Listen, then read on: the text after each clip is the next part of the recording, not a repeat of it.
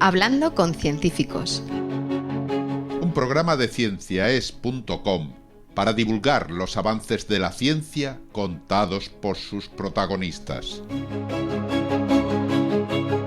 Con Ángel Rodríguez Lozano. Hoy os invitamos a escuchar Un planeta gigante donde no debería estar. Hablamos con Sebastián Zúñiga Fernández.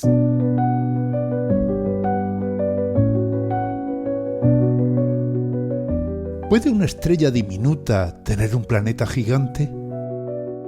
Hoy hablamos con el investigador chileno Sebastián Zúñiga Fernández, quien acaba de anunciar junto a su equipo el descubrimiento del TOI 6894b, un planeta del tamaño de Júpiter que no debería existir según las teorías actuales, o por lo menos no debería estar en ese sitio. Este mundo extraño orbita una estrella muy pequeña, de solo una quinta parte de la masa del Sol, lo que plantea un gran desafío para los modelos de formación planetaria. ¿Cómo pudo formarse? ¿Qué secretos esconde su atmósfera? ¿Qué papel jugarán los grandes telescopios terrestres o el telescopio espacial James Webb en esta historia? La ciencia nos muestra una vez más que el universo es más extraño y emocionante de lo que imaginamos.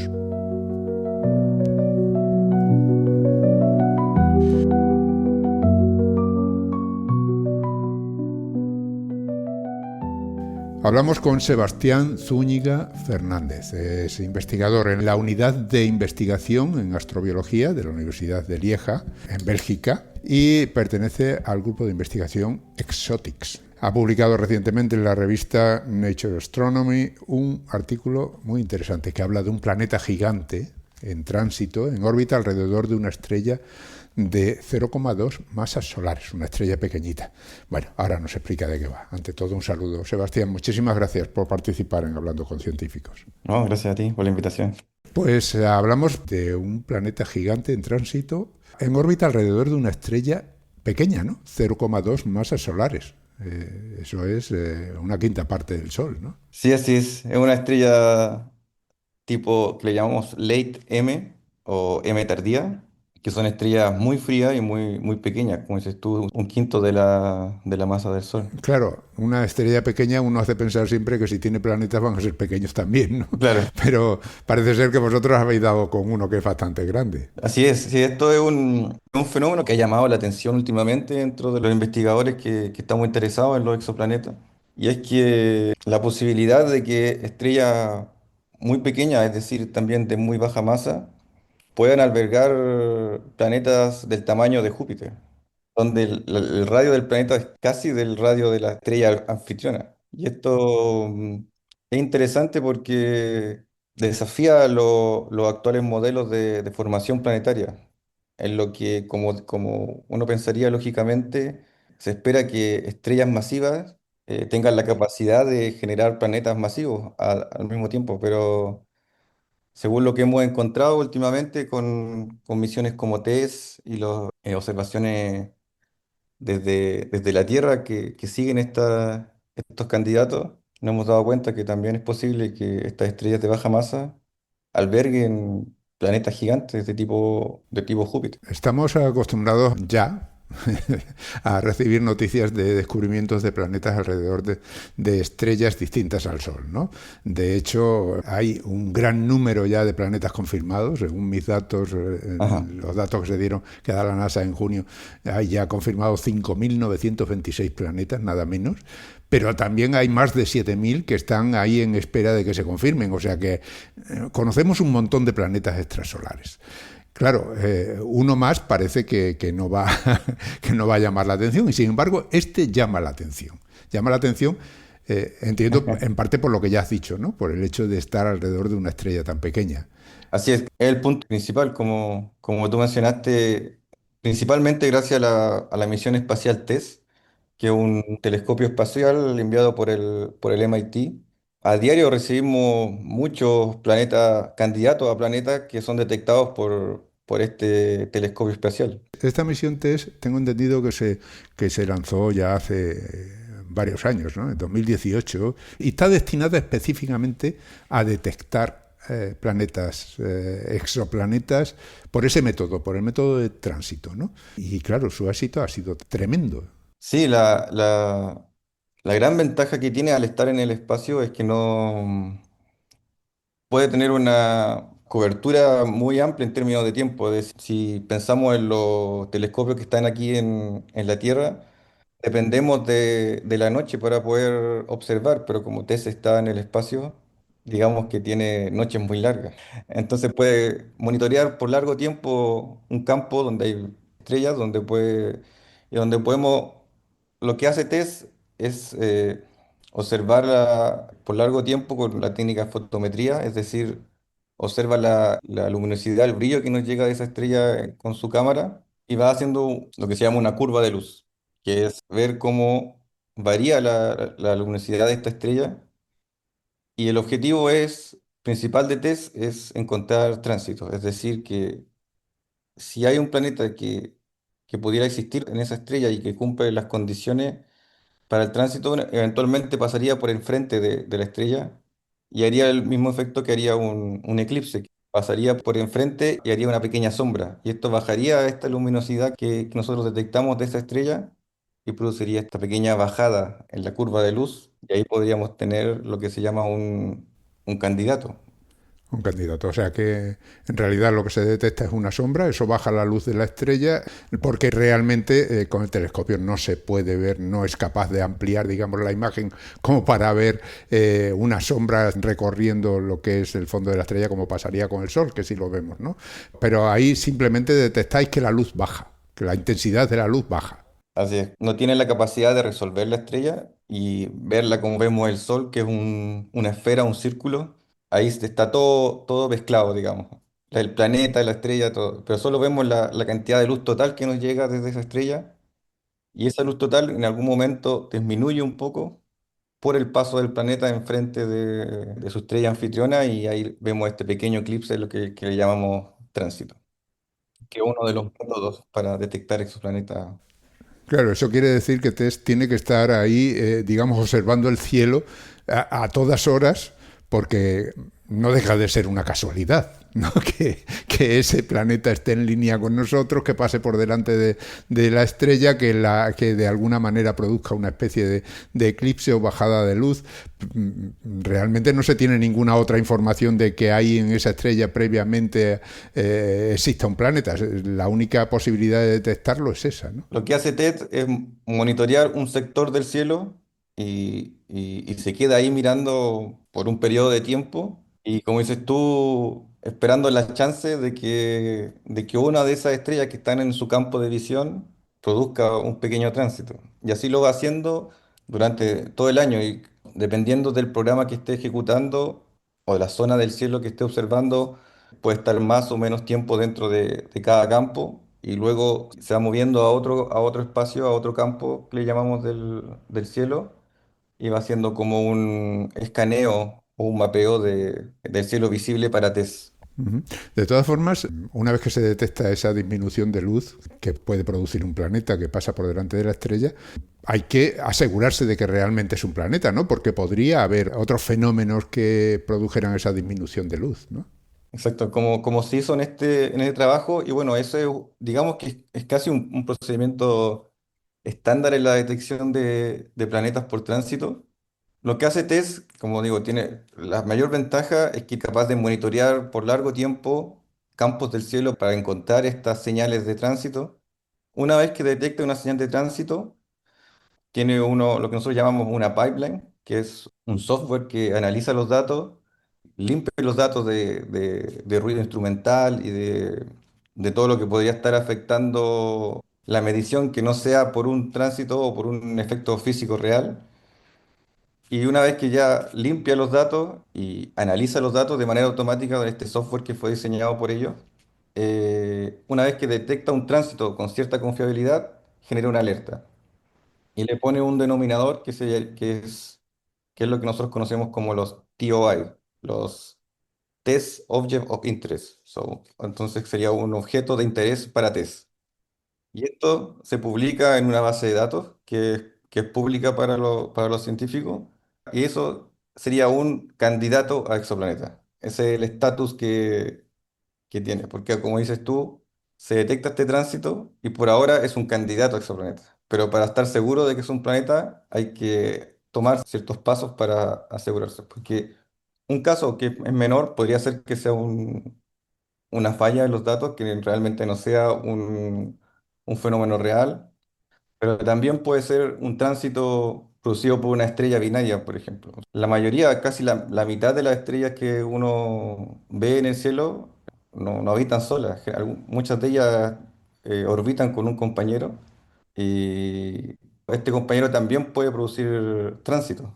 Coorbitan una alrededor de la otra y también se puede dar la chance de que esté justo en la línea de vista de nosotros y si su estrella compañera pasa enfrente y produzca un tránsito. Y si el tránsito no pasa justo en la línea de vista de nosotros y pasa un poco más abajo, podríamos decir, si uno se lo puede imaginar, y solo opaca la estrella como con el borde de la compañera, podría hacer un tránsito pequeño que simula lo que recibiríamos desde un planeta y confundir el caso.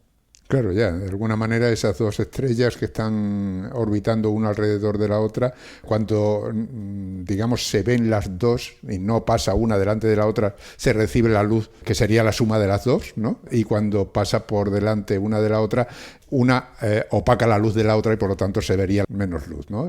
Ahí es donde puede entrar el error. Por lo tanto, eso lo tenéis que confirmar vosotros, ¿no? Tenéis que eliminar la posibilidad de que sea una ocultación de una estrella binaria y que es realmente un planeta. ¿Eso cómo se hace? Claro, para eso lo que hacemos es hacer lo que se llama un follow-up, que es un seguimiento de esta estrella, y ahora lo hacemos con telescopios que están en la Tierra. Esto trae varias ventajas. Por un lado, como dije, TESS no es capaz de resolver la estrella, y si tuviera un compañero tampoco sería capaz de resolverlo porque, digamos, el píxel de la cámara de TESS es muy grande. Entonces fácilmente se le podrían meter en un mismo píxel dos o tres estrellas. En cambio, cuando observamos con telescopios desde la Tierra, que pueden ser de diámetro 1 metro, 1 metro y medio, 2 metros, ya tienen la capacidad de resolver mejor cada estrella que está en ese campo que estaba observando TESS. Y en primer lugar, podemos estar seguros de que esa señal de tránsito proviene de la estrella que TESS puso como candidata, porque podría ser una que está cerca y no exactamente esa, y eso también cambiaría las conclusiones que deberíamos sacar, porque la información que obtenemos del planeta depende también de la información que tenemos de la estrella anfitriona. Eso por un lado.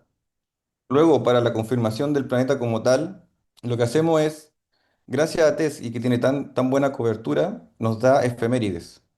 Entonces nos entrega una primera estimación del periodo y del momento en que el planeta pasa justo enfrente de su estrella anfitriona. Entonces luego nosotros de la Tierra podemos observar justo en ese instante y podemos darle una ventana en caso de que no esté tan preciso el tiempo que pasa, el tiempo del tránsito. Podemos observar justo en esa ventana más o menos 1 hora, podríamos decir, que generalmente es lo que se hace. Y no es necesario observar toda la noche o 2 meses el objeto.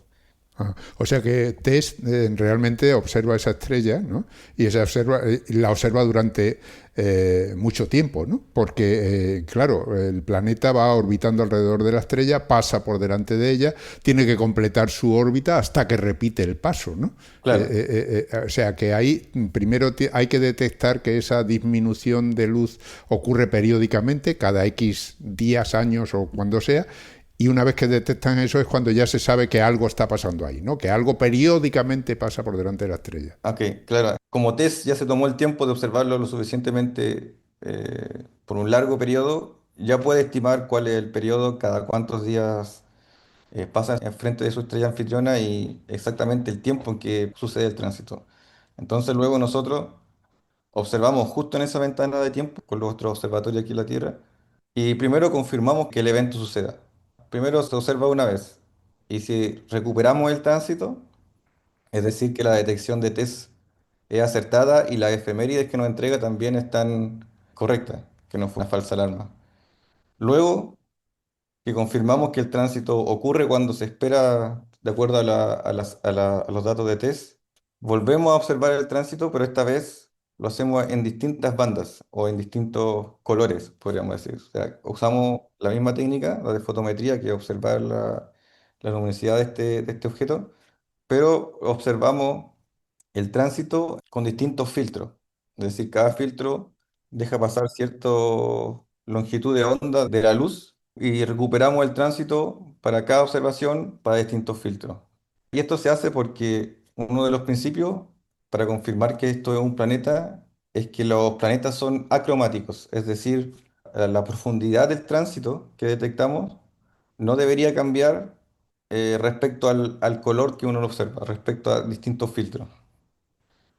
Si este tránsito fuera una estrella binaria, la estrella tiene información espectral, tiene es un cuerpo negro, digamos, que tiene un pic de energía a cierta longitud de onda y es menor a otras.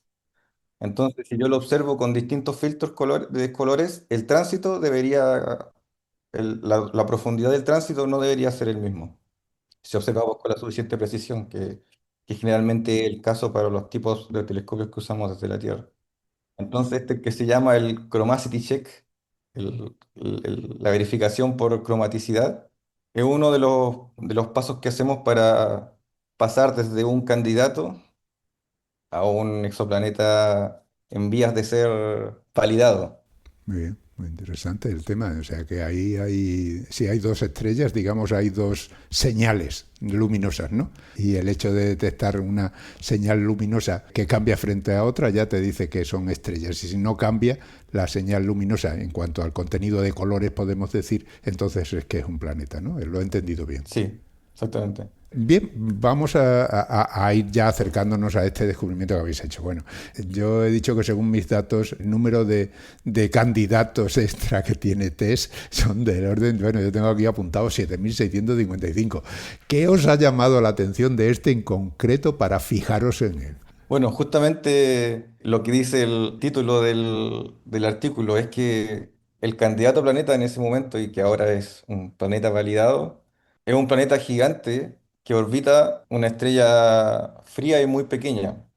Cuando TESS nos entrega estos candidatos, estos TOI, te entrega una estimación también del posible radio del planeta y de la información de primer orden de la estrella anfitriona.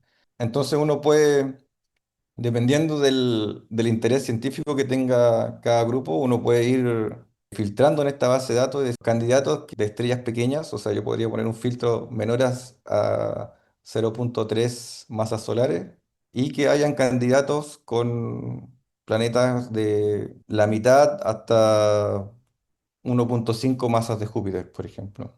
Uno podría encontrar una cierta lista que no es muy grande de estos candidatos.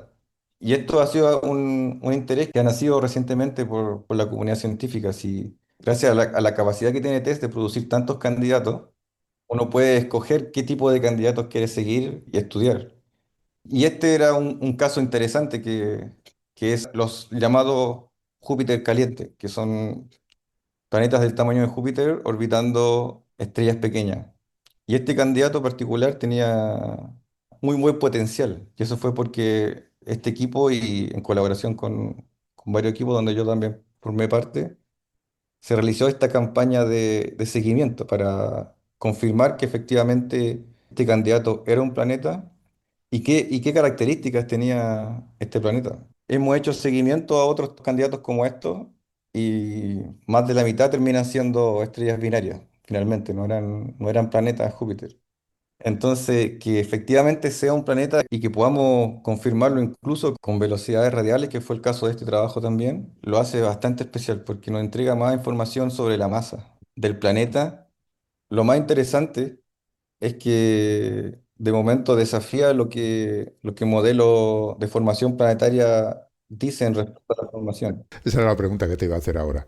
Entonces, hacéis esa selección, dices que hay una serie de candidatos, descartáis los que no corresponden a un tránsito de un planeta, sino que son estrellas binarias o otros fenómenos, y una vez que ya encontráis una estrella, os fijáis en ella y empezáis a investigarla ya con todo detalle, ¿no? Esa estrella dices que es más pequeña que el Sol. Claro, esas estrellas son diferentes al Sol en otros sentidos también, ¿no? Sí, o sea, son más pequeñas en radio, en masa y principalmente en temperatura. Por ejemplo, en este caso lo hace más favorable, porque a pesar de que el planeta está tan cerca de su estrella anfitriona, no recibe una radiación tan grande que pueda destruir información molecular de su atmósfera, lo que lo hace también interesante y más favorable para estudiar, por ejemplo, la atmósfera del planeta con telescopios más sofisticados, como por ejemplo el James Webb, el telescopio espacial James Webb. Has dicho que está muy cerca de la estrella. ¿Qué periodo orbital tiene? ¿Cuánto es un año en ese planeta? Sí, eso no había olvidado decirlo. Claro, este planeta tiene un periodo de 1,5 días, aproximadamente 36 horas. En un día pasa por delante de la estrella, en un día y medio. Así O es. sea que bueno, ahí tenéis una facilidad, ¿no? No es lo mismo esperar a que pase Júpiter delante del Sol, que tardaría años en hacerlo, o la Tierra, que tardaría un año, sino que esto tenéis un planeta que en un día y medio ya comprobáis que vuelve a pasar y que produce otra vez el eclipse. Exacto, esa también es una de las ventajas de estos planetas que tienen órbitas pequeñas, es que podemos comprobar observando de la Tierra en escala humana razonable, como tú dices, podemos observar 10 tránsitos en un par de semanas y eso ya podemos estar seguros de que el planeta lo podemos confirmar. Y podemos también planificar observaciones con otro tipo de instrumentos, como fue en el caso de este planeta, que también se hicieron observaciones con espectrógrafo, con Espresso en el VLT, en Paranal, en Chile, y HIRES en Keck, en Hawái, que observan con alta resolución el espectro de la estrella, pero en este caso, además de obtener el espectro de la estrella, que también es muy importante porque para obtener la información o las características del planeta, como el radio, incluso si es que pudiéramos determinar algún tipo de composición a través de modelos del planeta, primero necesitamos saber muy bien cómo es la estrella anfitriona.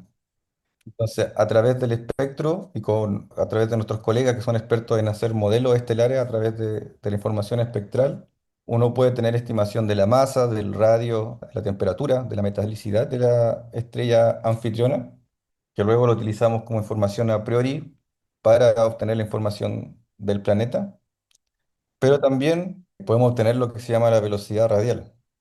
Es decir, que nosotros sabemos que cierto tipo de estrellas, digamos esta que es una estrella que nosotros llamamos M, esa es la categoría espectral que tiene esta, nosotros sabemos a priori que por el conocimiento previo sobre composición estelar, que tiene ciertas líneas de absorción, líneas de molécula o de ciertos elementos que absorben dentro del espectro estelar ciertas longitudes de onda. Ajá. O sea que hay ciertos átomos que al recibir la energía de la estrella absorben parte de la luz, digamos, ¿no? Y eso, cuando se analizan los colores de esa luz en el laboratorio, se ve que falta ahí luz, ¿no? Y dices, bueno, esto está aquí y eso solo puede ocurrir con este elemento químico, ¿no? Y de esa manera sabéis qué átomos hay ahí. Exacto, y nosotros ya sabemos a priori en qué longitud de onda esa línea de absorción debería estar. Pero dado que tiene un planeta, más aún este que es un Júpiter, es un planeta significativamente grande en relación a la estrella anfitriona, la órbita de este planeta alrededor de la estrella produce una interacción gravitacional que hace que la estrella tenga un pequeño bamboleo. Y este bamboleo hace que a través del mismo efecto de un Doppler, al igual que como cambia la frecuencia aparente cuando pasa una ambulancia enfrente de nosotros, lo mismo pasa con la luz en este caso. Es decir, desde nuestro punto de vista, la fuente que es la estrella anfitriona en este caso, por la perturbación gravitacional del planeta, produce un bamboleo que se acerca o se aleja respecto a nuestro punto de vista, y esto produce que la luz, podríamos decir, se estire o se contraiga. es decir, se vaya un poco hacia el rojo o se ponga un poquito más azul si lo vemos en términos de colores. Y si esto hacemos un monitoreo, afortunadamente este tiene un periodo corto, entonces no necesitamos estar un año observando la estrella, basta con una semana, por ejemplo, ya recuperaríamos un par de periodos y vemos que este desplazamiento Doppler tiene una forma periódica y esto es lo que llamamos velocidad radial. Y esto está directamente relacionado a la masa del planeta. O sea que así podéis calcular la masa del planeta. Bueno, vamos a tomarnos un pequeño descanso, Sebastián, y continuamos enseguida.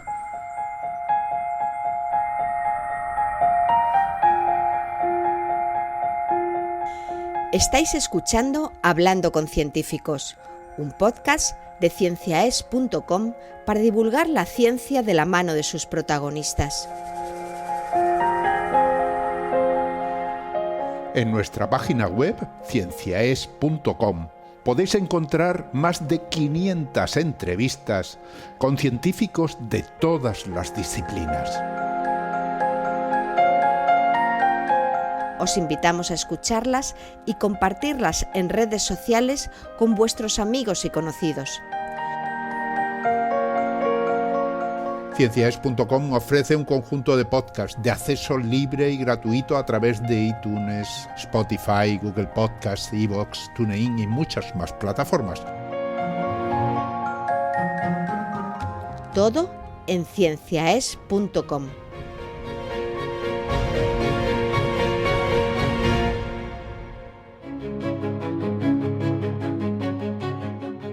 Continuamos hablando con Sebastián Zúñiga Fernández. Es investigador en la Unidad de Investigación en Astrobiología de la Universidad de Lieja, en Bélgica, y miembro del grupo de investigación Exotics.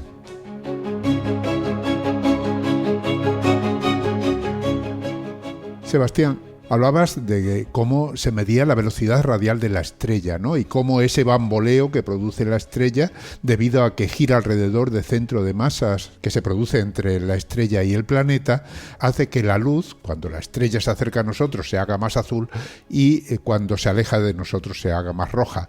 Y eso permite determinar ciertos parámetros de la estrella y del planeta. Por ejemplo, se puede determinar el tamaño de ese planeta. Exacto.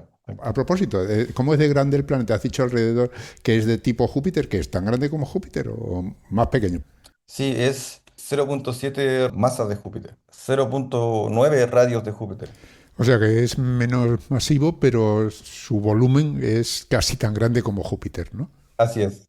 Está un poco más, podríamos decir, inflado. Tiene casi el mismo radio, pero menos masa, entonces menos denso que nuestro Júpiter. En radio es casi del tamaño, en masa es menos masivo. 70% de la masa de Júpiter. Muy bien. Habías dicho que al analizar esa luz podéis detectar la presencia de ciertos átomos que absorben una parte de la luz o unas frecuencias determinadas de la luz y eso os da una idea de la composición. Cuando habláis de composición en estrellas habláis de metalicidad. Es decir, llamáis metales a todo aquello que no es hidrógeno, ¿no? Esto es una cosa curiosa, lo decimos muchas veces a lo largo de las entrevistas porque, claro, nosotros pensamos en metales como otra cosa, ¿no? O sea, y todo lo que no es hidrógeno es metal. Pero la cantidad de metales de cada estrella también dice mucho de ella. Así es. Nos cuenta un poco la historia de cómo se formó, de qué disco protoplanetario viene y las condiciones en las que se produjo la formación estelar. Pero en este caso es importante también para la formación planetaria. Porque como dijimos al principio, lo que es más intrigante e interesante de este planeta es que choca un poco con la teoría de formación planetaria actual, digamos.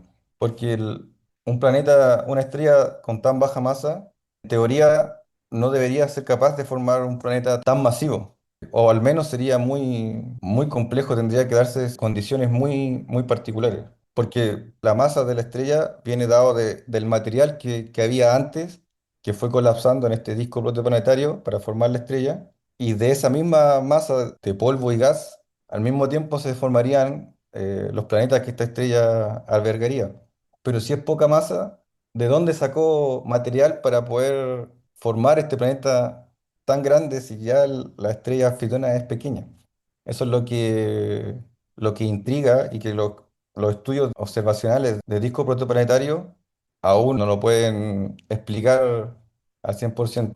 Porque en ese caso, en lo que os apoyáis son realmente en simulaciones teóricas. O sea, realmente nadie ha visto la vida de una estrella, ya sería vivir demasiado por parte de nuestra. Pero lo que os apoyáis en simulaciones, esas simulaciones en las que metéis las ecuaciones, todos los datos que referente a una estrella, os dicen más o menos cómo sería la evolución de ese disco hasta que se forma la estrella, ¿no? De esa masa de gas que había en la nebulosa previa y cómo se va concentrando y se forma la estrella. Y en esas simulaciones dice que es muy poco probable que se forme un planeta gigante en una estrella tan pequeña. Es así. Así es. Y ahí es donde juega un rol interesante esta comunicación entre entre la astronomía observacional y la más teórica, donde vamos intercambiando evidencia mutuamente y vamos construyendo nuevas teorías. Nuestra teoría se basa en las observaciones que nosotros hacemos con nuestros telescopios, con la tecnología que tenemos actualmente, pero indudablemente siempre va a haber un pequeño sesgo, digamos, un sesgo de observación.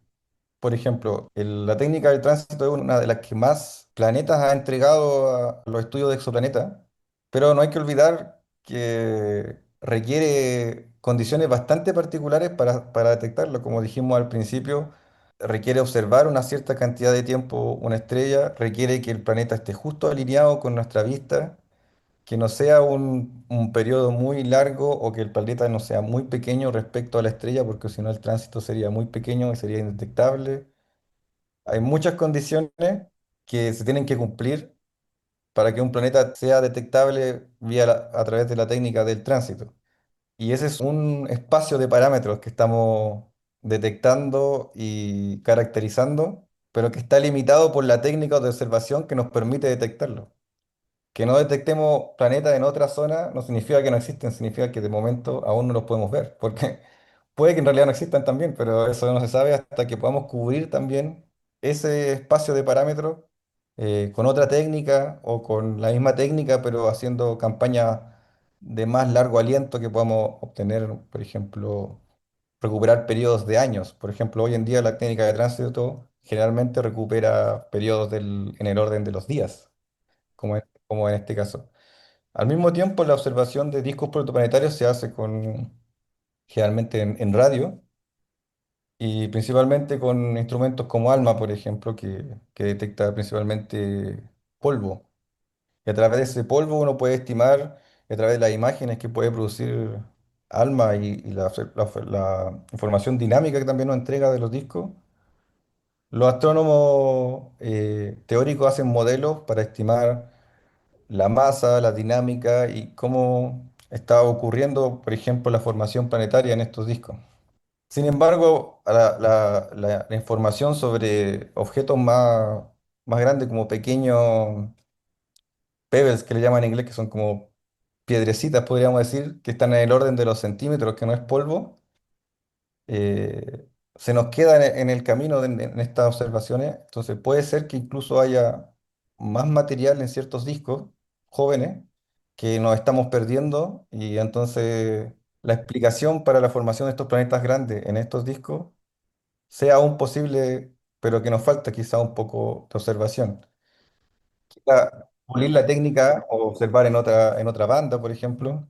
Entonces, esa es también la ventaja que traen estos sistemas que un poco empujan lo que esperamos que sea observado. Empujan tanto a los astrónomos observacionales a pensar en qué técnica o qué tipo de censos podemos seguir haciendo. Como te digo, ahora últimamente hay muchos astrónomos que están interesados en hacer seguimiento a candidatos de test de planetas de tipo Júpiter, porque podríamos encontrar más candidatos de estos y podemos tener una muestra mayor, que nos podría dar un poco de más información de cómo son las características más generales de estos sistemas y bajo qué condiciones se podrían dar. Y por otro lado, empuja un poco a nuestros colegas de los modelos a pensar qué procesos físicos hacen posible la formación de este tipo de planetas que parece tan desafiante para los modelos actuales. Ya, ya, ya. O sea que, claro, los modelos están sesgados, o sea, los modelos se hacen para explicar lo que se ve, ¿no? Pero como no Claro. se ve todo lo que hay, pues lógicamente, a medida que vamos viendo cosas nuevas, hay que ir, digamos, modificando esos modelos para que se ajusten a la realidad.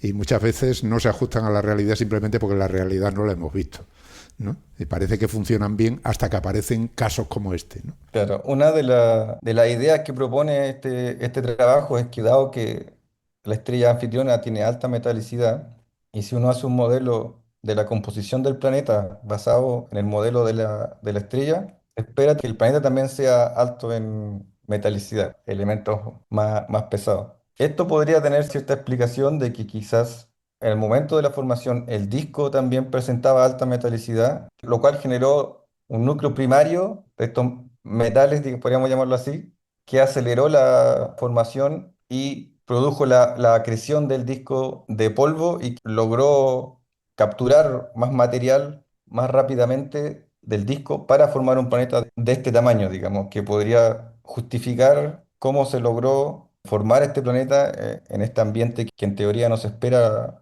por la cantidad de masa que necesitaría. Y una de las cosas que se podría explicar es a través de esta alta metalicidad de la estrella anfitriona que nos dice quizás cómo era el ambiente en el que se formó. Claro, o sea que esto que ha ocurrido en esta estrella se debe precisamente, se podría deber a ese exceso de metales, ¿no? Digamos de materiales más pesados que el hidrógeno, que ya existían en la nube original que permitió la formación de la estrella y del planeta. Esos elementos más pesados permiten que se aglutinen a lo mejor planetas más grandes. Recordemos que la metalicidad al final es lo que crea planetas como la Tierra, por ejemplo, ¿no? La Tierra hay en comparación muy poco hidrógeno, todo lo demás son metales según esa definición que dais los astrofísicos, ¿no? Abre vetas interesantes para seguir estudiando este planeta y todavía hay mucho por ver. Por eso también observamos mucho estrellas frías con la técnica de tránsito, no solo para detectar planetas tipo Júpiter, también para detectar planetas tipo terrestre, por ejemplo. Al ser más fría, el tránsito es más, podríamos decir, es más profundo, es más fácil de detectar y esto a su vez también hace más fácil detectar información de la composición química si lo usáramos con telescopios más grandes como el James Webb o los telescopios de la escala de 8 metros como el VLT o Keck. Por ejemplo, si pasa una mosca frente a una ampolleta de la casa, como dicen en España, bombillo, como la... sí, podríamos ver que la mosca nos hace una pequeña sombra si justo pasa enfrente entre la luz y nosotros. Pero si la mosca pasa enfrente de un faro, la sombra que hace indetectable para nosotros. Lo mismo sucede con estas estrellas frías, estas estrellas pequeñas, que las señales que produce el planeta, al ser la estrella más pequeña y la relación de tamaño entre la estrella y el planeta es menor, produce señales más profundas, con lo que nosotros llamaríamos con mejor señal a ruido y nos hace más fácil el estudio de su composición. Aparte de ser interesante por lo desafiante de la formación de este Júpiter, además lo hace interesante para seguir observando porque tiene buenas condiciones para ir más allá y tratar de encontrar señales que son normalmente muy difíciles de obtener, como es la composición de la atmósfera del planeta, por ejemplo. Ajá. O sea, se puede analizar también la composición de la atmósfera del planeta, porque claro, al pasar por delante de la estrella, esos metales o bueno, esos átomos que contienen la atmósfera del planeta también absorben parte de la luz de la estrella, ¿no? Y dejan clara su presencia, una presencia que no aparece cuando el planeta no está Claro. delante. Cuando observamos con telescopios de la clase de un metro más o menos, el tránsito se ve como un todo, se ve solo un tránsito. Y si uno, como dijimos, hacemos este chromaticity check, este chequeo de colores, vemos que el tránsito tiene la misma profundidad para todos los colores. Ese es como el chequeo que dijimos que hacemos para confirmar la naturaleza del planeta. Pero luego, si lo somos capaces de observar con telescopios, por ejemplo, como el James Webb, que tiene mayor resolución, tanto espectral como la sensibilidad de la señal que puede llegar a tener, podemos observar el tránsito y hacer lo que se llama transmission spectra, que es que podemos ver que, especialmente con estos Júpiter, que tiene como una atmósfera más voluminosa, al planeta tapar la luz de la estrella, la luz va a pasar a través de la atmósfera del planeta antes de llegar a nosotros. Y como tú mencionaste anteriormente, dependiendo de la composición de la atmósfera del planeta, esa luz se va a absorber más o menos en cierta banda espectral, dependiendo de la composición y de, como decimos, de los metales que podría llegar a tener esa atmósfera. Podría tener líneas de agua, de dióxido de carbono, etcétera, silicatos. Y eso, de nuevo, nos podría dar una indicación de cómo fue el origen de la formación de este planeta. En ese sentido, todavía no habéis hecho una investigación, ¿no? O sea, James Webb todavía no lo ha observado, No. pero lo tenéis en mente. Esperáis que en el futuro pueda hacerlo. Sí, seguro, de estos objetos que son muy buenos candidatos para James Webb, por la información que nos podría dar la caracterización de la atmósfera del planeta, que nos podría dar pistas de cómo fue la historia de formación, que luego podría ser usado por nuestros colegas que modelan para repensar el modelo y quizás tener una mejor idea de cómo estos planetas se forman y podríamos encontrar más. Bueno, eso quiere decir que estamos en el principio de la historia, ¿no? Todavía quedan muchas cosas por averiguar. Así es, sí, y eso es algo emocionante de este tipo de descubrimientos. Nos empujan a pensar un poco más allá de lo que ya sabemos, a pensar en campañas de observación que nos entreguen más candidatos como estos para aumentar el censo, digamos, porque si podemos capaz de encontrar 100 y en todos la estrella anfitriona, todos tienen alta metalicidad, podríamos decir, ah, entonces quizá la metalicidad es un factor necesario para la formación de estos Júpiter con estrellas de baja masa, por ejemplo. Ese tipo de preguntas solo se pueden responder cuando nuestra muestra es mayor. Ujú. Y con todos los planetas que en teoría pues tiene detectados test candidatos a planetas, pero que todavía no se han confirmado, ¿no tenéis algún caso más parecido a este? Tenemos, si no me equivoco, menos de 10 planetas confirmados como este y tenemos varios candidatos que esperamos confirmar pronto. Hay un par de grupos que ya han planteado campañas de observación enfocadas principalmente en este tipo de planetas. Una ex estudiante de doctorado de nuestro grupo con una investigadora de Oxford están trabajando en un proyecto que ellos le pusieron Mangos, que es tomar una muestra de planetas tipo Júpiter orbitando en estrella M de TESS y están realizando una campaña de seguimiento para confirmar cuáles o no son efectivamente planetas y luego el siguiente paso de tratar de obtener la masa y las características orbitales para caracterizar estos planetas. Escuché también que hay otro grupo en Francia también que también están haciendo esfuerzos similares. Bien, tenemos ahí ya la propuesta hecha, el futuro está ahí delante, volveremos a hablar sobre estos temas, pero ahora vamos a pasar a otro aspecto. Has mencionado ya algunos grupos, pero yo quiero que nos hables de tu grupo de investigación, porque esto no es nunca labor de una sola persona, siempre hay personas que están alrededor, que hacen sus propias investigaciones y que investigan quizás con puntos de vista distintos y luego se unen las fuerzas. Háblame, ¿cómo es el grupo de investigación al que perteneces? Claro, yo pertenezco al grupo de investigación Exotic de la Universidad de Liège, que está liderado por el profesor Michael Guillón, que fue el que descubrió el TRAPPIST-1 del sistema de 7 planetas en una estrella fría también. Y nosotros formamos parte de un consorcio que se llama Speculus. En nuestro caso es similar en el sentido que observamos estrellas frías, pero en nuestro caso estamos interesados principalmente en encontrar planetas tipo terrestre en la zona habitable de esta estrella fría. Y para eso tenemos una red de telescopios de 1 metro. Tenemos 4 en Chile, en Paranal, uno en España, en Tenerife, en las Islas Canarias.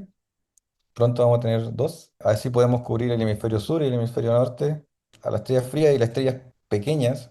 La ventaja que nos presentan es que la relación de radio respecto al planeta es más baja, es menor. Entonces es más sencillo detectar el tránsito con telescopios de 1 metro, observando desde aquí, desde la Tierra, y hemos recuperado tránsitos de planetas tipo terrestres, que con una estrella tipo solar sería imposible, porque el tránsito se daría demasiado tenue, la capacidad del instrumento no nos daría para poder detectarlo. Y la otra ventaja de la estrategia de nuestro ascenso es que al ser estrella fría, y como nosotros estamos interesados en lo que se llama la zona habitable, que es la zona donde el planeta es capaz de tener agua líquida. Esa es como la definición que se le da a zona habitable. Como estas estrellas son más frías, la zona habitable está más cerca. O sea, si nosotros observáramos tierras en la zona habitable de una estrella tipo Sol, el periodo sería de un año y veríamos un tránsito cada un año.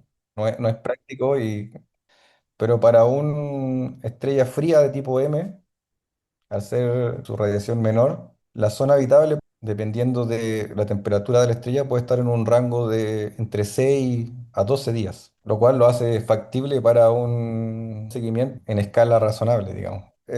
Tenemos un set de candidatos de muchas estrellas frías, aproximadamente 200 objetos, y que observamos noche a noche por al menos 5 horas cada objeto cada noche, o si es visible toda la noche, lo observamos toda la noche, para intentar completar 200 horas aproximadamente por cada miembro de nuestro censo. Según nuestros modelos, si esa preestrella fría tuviera un planeta en la zona habitable, observándolo 200 horas, deberíamos tener un 80% de posibilidades de detectarlo.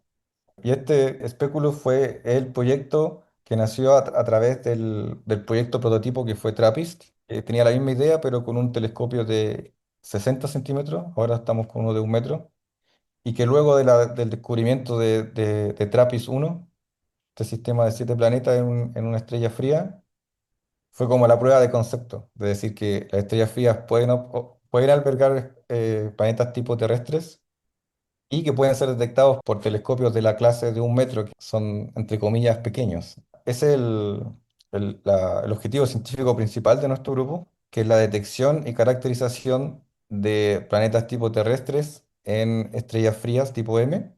Pero aparte de eso, destinamos un 20% de nuestro tiempo de observación a colaboraciones para seguimiento de candidatos interesantes en estrellas M, que es lo que pasa mucho con TESS, que TESS tiene esto de un grupo encuentra un candidato interesante y comienza la campaña de seguimiento para confirmar este candidato y la comunidad generalmente se pone de acuerdo. Afortunadamente no existe una competencia tan encarnizada, claro. Existe afortunadamente espacio y alguien puede decir, mira, yo estoy interesado, me gustaría liderar esta investigación, pero necesito hacer el seguimiento. Entonces nosotros decimos, ok, nosotros colaboramos, podemos observar 10 noches de nuestro tiempo para comprobar y hacer este chromacity check, digamos, esto que observamos de nuevo el candidato desde la Tierra con diferentes filtros. Y así también lo hace, por ejemplo, este objeto también fue observado por Sierra Nevada del Instituto de Astrofísica de Andalucía, fue observado por nosotros desde Speculus Sur en Chile y desde Speculus Norte en Tenerife, por el Observatorio de las Cumbres, que también está en Tenerife. Entonces recibió información de tránsito en varios colores, en varios filtros de distintos grupos para la confirmación de este planeta tan interesante. Y así es como nosotros también nos vimos envueltos y fuimos invitados a participar de esta investigación, que no fue liderada por nosotros, pero en colaboración con nosotros y así con otros grupos de investigación. Es así como se va dando la sinergia en la investigación de exoplanetas por Una tránsito al muestra menos. de lo importante que es la colaboración en estas investigaciones. Y además esto es importante porque se puede hacer gracias a instrumentos como TESS, que permiten facilitar una gran información sobre una amplia región del cielo y por lo tanto abre las puertas a múltiples investigaciones.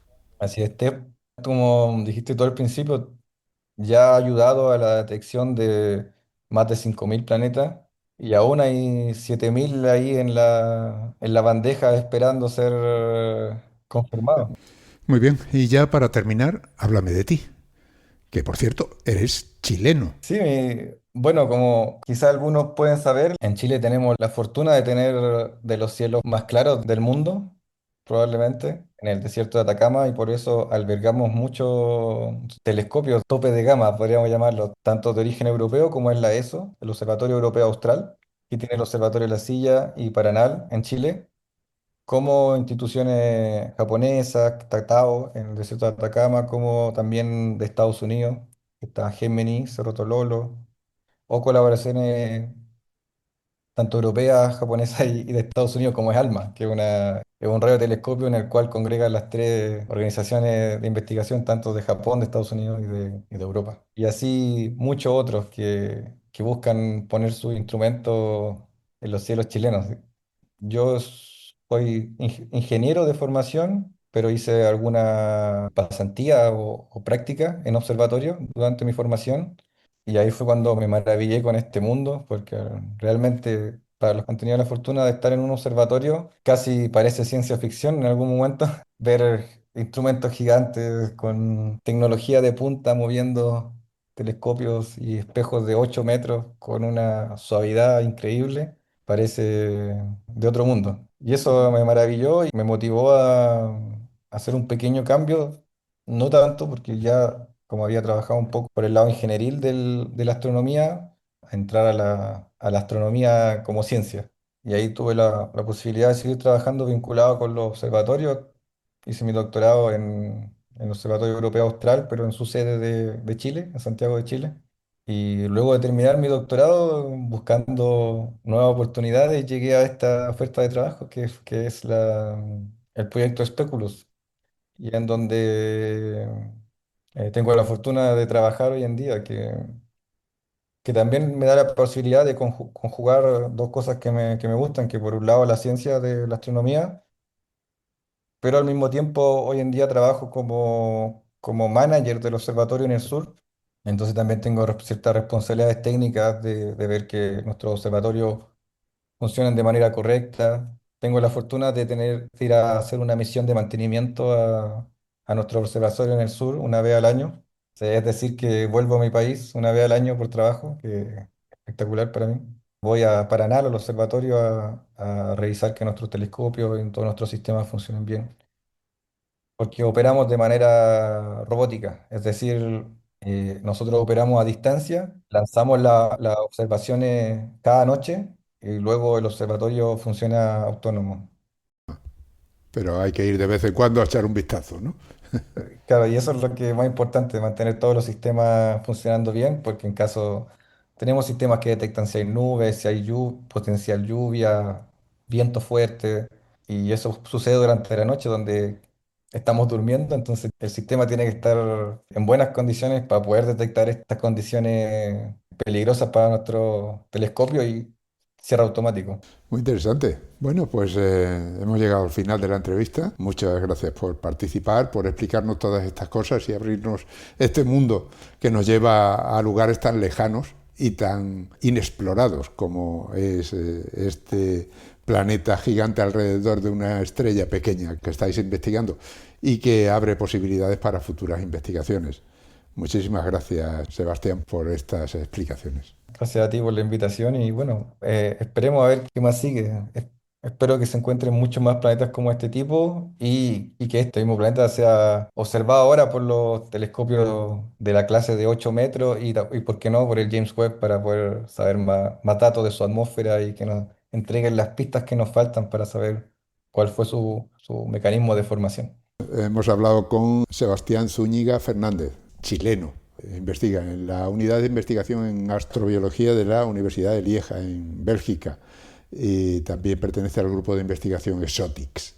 Gracias y hasta pronto.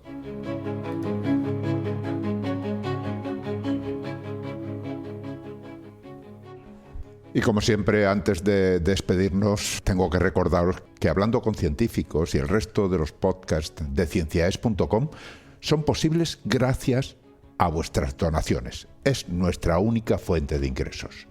Así que, si escuchas nuestros programas, si te gustan y todavía no te has unido al grupo de mecenas, ánimo, únete. Visita cienciaes.com, pulsa el botón de donar y elige cualquiera de las opciones que ahí se ofrecen.